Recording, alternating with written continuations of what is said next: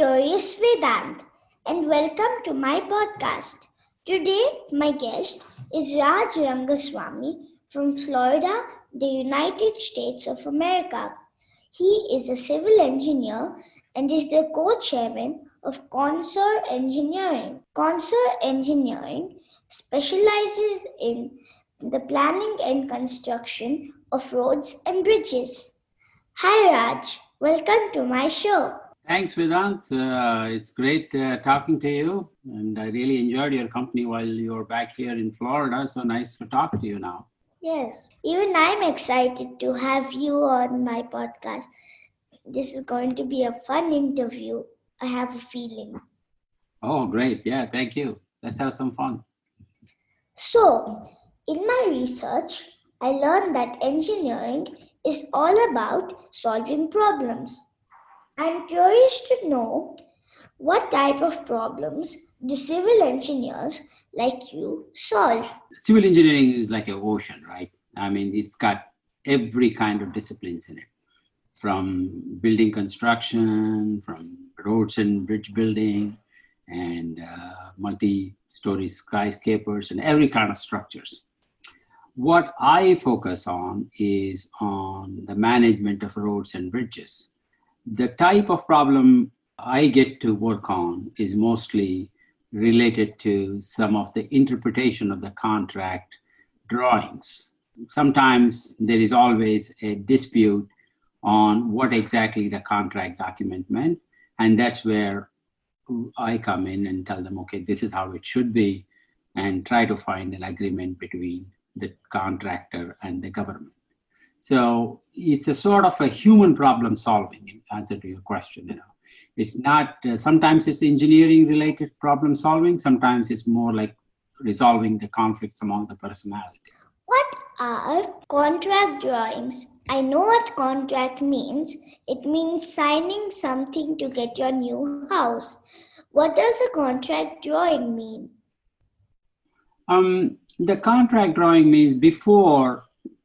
Let me explain in the context of a road building, right? If you have to build a road, someone has to draw sketches or plans.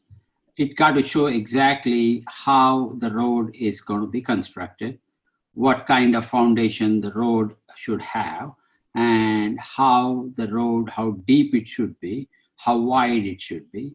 All those things has to be detailed out in a set of drawings before you tell somebody to build it. And that is called contract drawings. And that's done by engineers, professional engineers in the United States. So not only buildings have foundations, even roads have foundations? Yes, they do. Roads and bridges also have foundations. The material is different, and how it is constructed in a road is different than how it's constructed in buildings, and also how it's constructed on bridges. Foundation is there in every discipline. I never knew all of that. Oh. What are the different types of bridges? There are, starting with a very simple bridge, where you put a concrete slab over two columns, right? Or we explain in the layman terms, two pillars. Those are like simple bridges. And as the distance between, like if you're crossing a small river, then the bridge just gets complicated. It will be one type of bridges is a segmental bridge, where you build the bridge in smaller pieces called segments. And then in some cases, you want bridges to move up when the ship comes in a waterway. Like, for example, there is intracoastal or backwaters. You want the bridge, but when the boat comes up, you want the bridge to move up. Those are called bascule bridges. And those are the ones which are most complicated, but it helps the people because when there is no boat traffic, the vehicle traffic can go over the bridge. And when the big boats come along, then they stop the vehicle traffic. They pick up the bridge up, the bridge moves up, and the boat can go through the channel. So there are different types of bridges like that. Are bridges only for cars and other vehicles, or can there be bridges only for people? There are three different instances I've seen. Most of the bridges are for cars and for people, and there are some instances called pedestrian bridges, which are purely for pedestrian to walk. Those are smaller bridges, narrow bridges. That's only for the people. And there are some type of bridges which carry water. They are also called aqueducts. Basically, it carries water from one place to the other and it goes over a bridge. I have visited many bridges like the Brooklyn Bridge, George Washington Bridge, and I have also seen drawbridges in Boston. But those bridges are so complicated and so long. How long does it take to build them? Some of these bridges, it'll take at least 3 years to build one, especially if you're looking at, I'm talking about the modern times, because now the technology has changed. They can build a bridge like Brooklyn Bridge in probably 3 years, right? Whereas a drawbridge are also called the bascule bridges. Bascule means seesaw. That's where the word came from. Those things take at least 2 years to build, at least. And it could take as high as 5 years, depending on the size of the bridge and how deep you have to put the foundations in. That's going to determine. Most of the bridges are built anywhere from 1 year to 5 years. What are the cables holding up a suspension bridge made out of? Those are very highly treated steel bridges. It's a very high, it's got chemical impregnations. They're called cable-stayed bridges. And everything is hung from the top of those cables. It's like a specialized treated steel material, plus with some other metals added to it to give the strength. And also they add chemicals to protect it from the weather, because corrosion is a big problem in most of the bridges. It means, the corrosion is something over a period of time, it eats the thickness of the steel because of the weather and a lot of chemical reactions. So they add some chemicals to those steel, and those are cable stay bridges. It can withstand very high loads. So is it like this? The smaller the bridge, the lesser time it takes to build, and the longer the bridge, the more time it takes? Or is it like this? The less technology, the more time, the more technology, the less time? In the bridge construction, the technology has been pretty much the same. Not a whole lot of changes have happened technologically to the bridges. So because of that, bridges which are shorter in length take shorter in time. Bridges longer in length, it take more time to build it. As far as technology, there are very little advances in the last 50 to 60 years. However, the way we built 50 years the bridges, we are almost building the same thing, but the documentation of keeping track of how it was built, that's where we use technology mostly. But within the bridge, it's still the steel, the concrete, and some monitoring technologies have changed, but the construction technologies, same crane is used, same type of labor work is involved. So not much has changed radically, not like computers, right? Like 25 years ago, you open a computer, it looked different, and today you open a computer, it looks totally different. But in a bridge construction or roadway construction, that has not changed. You cut open a road, you will see the same thing 50 years ago, what you see now, but maybe slight improvement in the method. Coming to roads, when there were no Google Maps or satellite images, how would they know which way a new road had to be built to reach its right destination? Vedant, this is a very excellent question. In fact, this is like an age-old question. How do you make sure the roads go from one place to another? Thank What you. engineers do is, before they do any design work, they send out somebody called surveyors.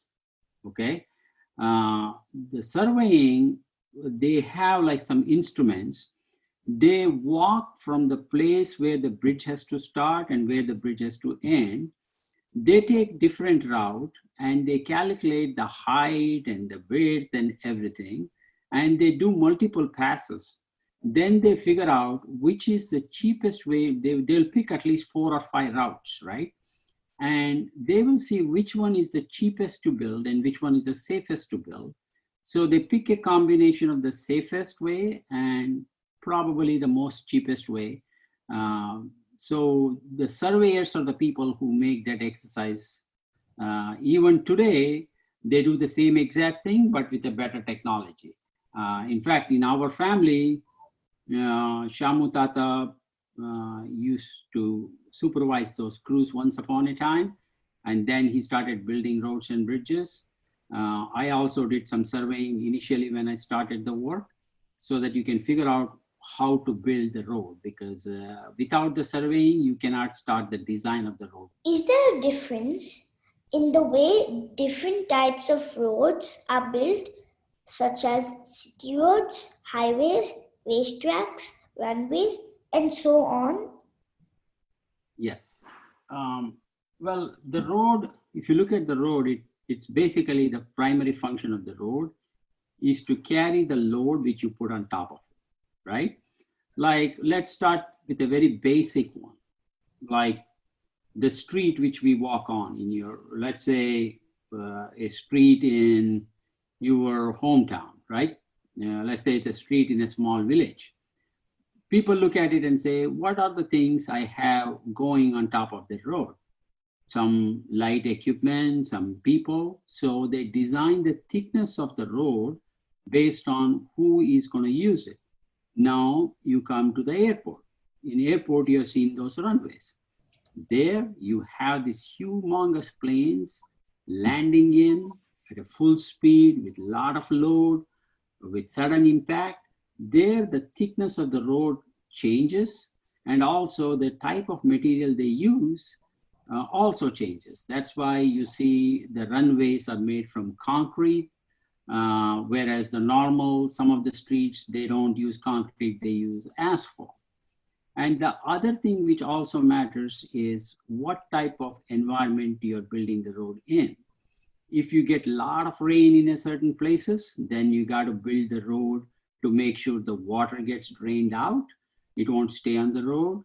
And in some cases, there is a lot of snow, then you got to make sure you have protection if it snows, how to remove the snow and what type of grade and the thicknesses you got to apply, because there is a lot of snow coming.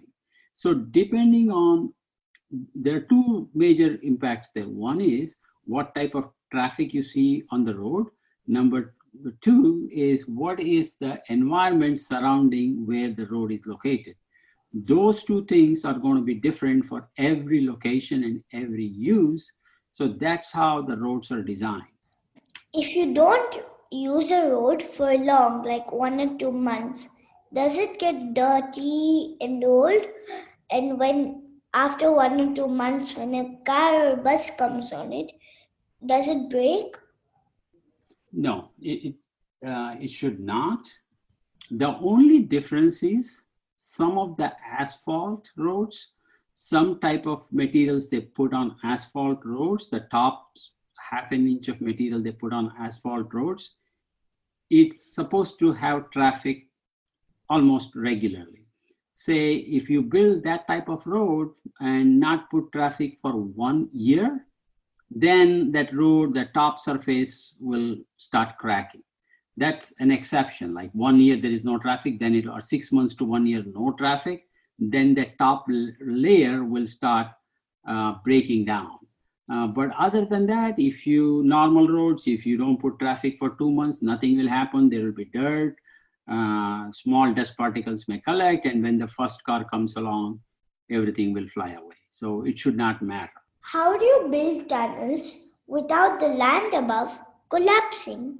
See, the tunneling is a total different technology, right? The way they do it is there are different types of tunnels. One, the tunnel which you do underwater, and you put linings around it, and you start drilling them. And when you start drilling them, you replace it with a non-collapsible wall around the tunnel, and you build a strong material surrounding the entire area of your circle of the tunnel you're boring. There are specialized boring machines which gets put in on both sides or sometimes on one side. Then they start digging the dirt out, and they will hold simultaneously, these machines, they will hold the road on top of it and start taking the dirt out. And once they put a lining under the tunnel, that lining is sufficient to hold the material on top, then it will remain in place. Is a boring machine a big drilling machine on wheels? Yes, it depends. Sometimes it's on wheels. Sometimes the machine is so unique that for a new tunnel, they have to build a new machine. It takes 1 year to build a machine for the new tunnel. And then you don't have wheels, then it just have some frames and the hydraulics surrounding it. And after that tunnel is built, that machine, you cannot use it anywhere. So they dismantle it and they will sell it for somebody else as salvage material or scrap material, because every tunneling machine is a bit different. Every boring machine has got different technologies. There are 2 or 3 technologies which has come from Europe, and most of the tunnels are drilled even in the United States from European contractors. Why did you choose to be a civil engineer? As a child, what did you want to be? Well, that's another excellent question, Vedant. As a child, when I was growing up, I didn't have any fixed ideas, but it so happened 2 of my uncles, which you know them very well, they were civil engineers. Kota Mama and Shamu Mama, they were my uncles, and they were civil engineers. And I went to the interview, and they asked me which engineering. Then I said civil engineering, because I liked what they did, and I'd heard some experiences from them. So I said, maybe I should become a civil engineer, and then I became a civil engineer. That's how I started, and pretty much I've been doing that, Yeah, as a kid, I was also fascinated with, as a child, I was a little bit fascinated towards guns, and I would have said maybe army, and I even went for the army selection, got selected, but I didn't go. I decided to become a civil engineer. I would say largely due to the influence of my uncle Shamu Mama. So you liked what they did, that's why you went for what they did? Yeah, see, my dad also encouraged me because he used to work on civil engineering projects, even though he was not a civil engineer by training, but he worked on many civil engineering projects. And I grew up on big projects where I could see the executive engineer quarters were like nice homes. So I was like, wow, you become engineer and the government will give you a good job and a good house. So I said, yeah, why not? So I signed up. Wow, I want to have a childhood like you. Oh, thank you. What is your favorite road, bridge, or tunnel, and why? My favorite roadway, I would say some of the roadway in Key West, actually, where when I drive from Miami to Key West, I see ocean on both sides. Almost you could smell the ocean, and if you pull over, you could walk into the ocean. I would say those are the best roadways I've seen. Tunnels have not been driven. I've not driven in so many tunnels, so I cannot tell you exactly which tunnels I like. So I would say roadway is my favorite. I've been on the Miami to Key West roadway with you. Remember when I came to Miami? Yes. I mean, wasn't that drive a beautiful drive? Yes, it was. What are your hobbies? Well, that's a good question. It kind of varies from time to time, right? Sometimes I get to do some exciting hobby, like I participated in Ekshagana play. I've done 2 or 3 plays of Ekshagana. And sometimes I get to read, and sometimes I get to watch Bollywood movies. And then, of course, I walk a lot, and I've done about 3 or 4 half a marathon. So I like walking. So you could say that's my hobbies. Even I like reading. That's a very good thing. Thank you. What is your favorite food? Oh, my favorite food is always home cooked. I think the best style I ever like is sado chatam with papadams. That's my all-time favorite. But of course, a lot of North Indian stuff, which Padmaja cooks for me every now and then. So a lot of North Indian stuff also, I like it. Even I like a few North Indian stuff. Yeah, that's good. Thank you so much for coming on my show. Oh, it was my pleasure, Vedant, and all the best. Have fun. I'll talk to you again. Just like I said in the beginning, this would be an exciting interview. It was an exciting interview. Thank you, Vedant. My pleasure. Dear listeners, follow my Facebook page, Curious Vedanth, to get updates on the upcoming episodes. To listen at leisure on your phone and get notified about future episodes, subscribe by searching for Curious Vedanth wherever you get your podcasts, such as Apple Podcasts, Spotify, Stitcher, Google Podcasts, iHeartRadio, and many more. You can also listen to my show on vedant.buzzsprout.com. Thank you for listening to Curious Vedanth, and don't forget to rate and leave comments